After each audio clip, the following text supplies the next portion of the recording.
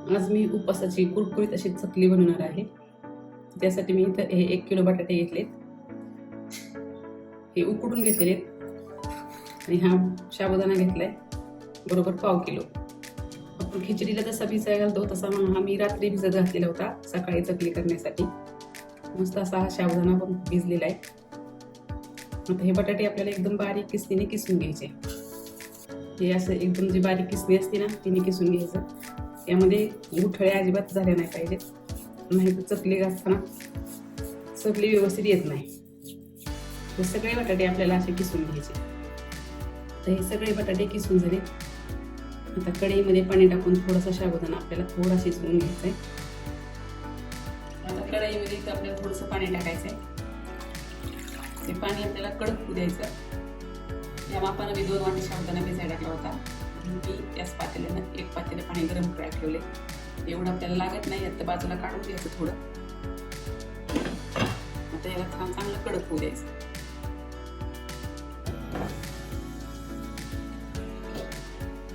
आता हे पाणी उकळायला लागलेले, त्यातलं निम्म पाणी आपल्याला काढून ठेवायचं.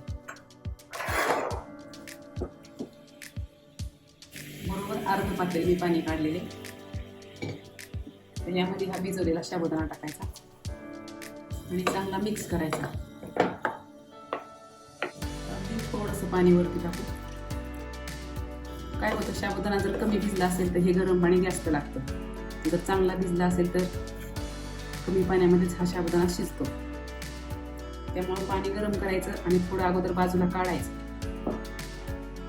त्याच्यावरती आपण झाकण ठेवू आणि हे चांगलं शिजू द्यायचे 3-4 मिनिटं. याला एकदा दोनदा मध्ये आधी हलवून घ्यायचं. जास्त जर पातळ झालं तर चकली व्यवस्थित येत नाही, तुटते. म्हणून कमी पाण्यामध्येच हा साबुदाणा आपल्याला शिजवून घ्यायचा. आणखी 2-3 मिनिटं आपल्याला शिजू द्यायचा.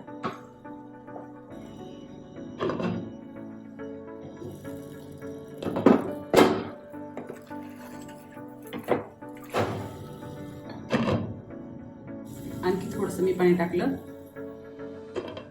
थोडी पुन्हा वाफ येऊ देऊ. आता आपला साबुदाणा चांगला शिजलेला आहे. आता यामध्ये हे सगळा साबुदाणा एकदम पांढरा शुभ्र शिजलेला आहे, एकदम काचेसारखा दिसतोय. आता यामध्ये ही मिरची टाकायची. 2-3 हिरव्या मिरच्या मी मिक्सरला बारीक करून घेतल्या, ते यामध्ये मिक्स करून घ्यायच्या. मिरच्या तुमच्या आवडीनुसार टाका. यामध्ये हे किसलेले बटाटे टाकून घ्यायचे. थोडं थोडं टाकायचं आणि मिक्स करायचं. यामध्ये मीठ टाकायचं. मिठाचं प्रमाण अगोदर टाकताना थोडं कमी टाकायचं, नंतर चेक करायचं.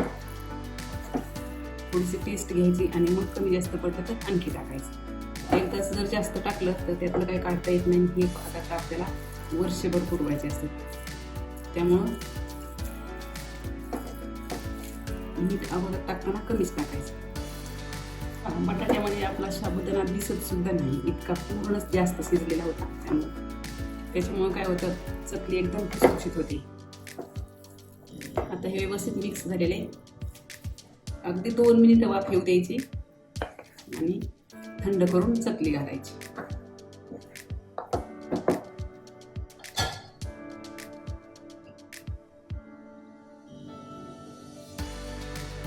आता 2 मिनिटं झालेली, मस्त याला एक वाफ आलेली.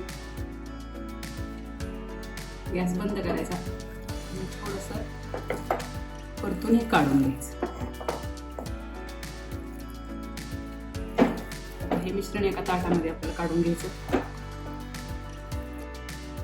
आता हे सगळं बटाट्याचं मिश्रण मी एका ताटामध्ये काढून घेतले. आता थोडंसं थंड झालं की याची आपल्याला चकली टाकून घ्यायची. आता हे पीठ आपलं थंड झाले. आता याची आपल्याला चकलीच्या साच्यामध्ये घालून चकली पाडायची. चकलीचा साचा नसेल तर एखाद्या प्लास्टिकच्या पिशवीमध्ये सुद्धा जमतं. दुधाची पिशवी, मिठाची पिशवी, ज्या थोड्या कडक पिशव्या असतात ना त्यामध्ये घालून याची चकली करायची.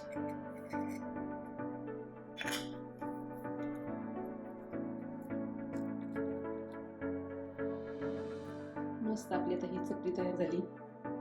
बटाटा पांढरा असल्यामुळं चकली सगळी पांढरी शुभ्र झाली.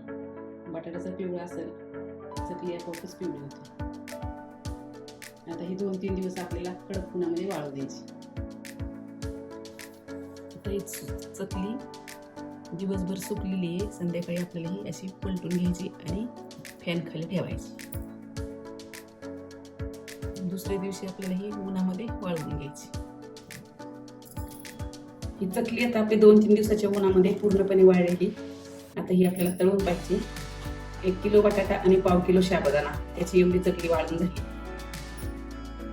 आता मस्त आता गरम गरम तेलामध्ये आपण तळून काढू.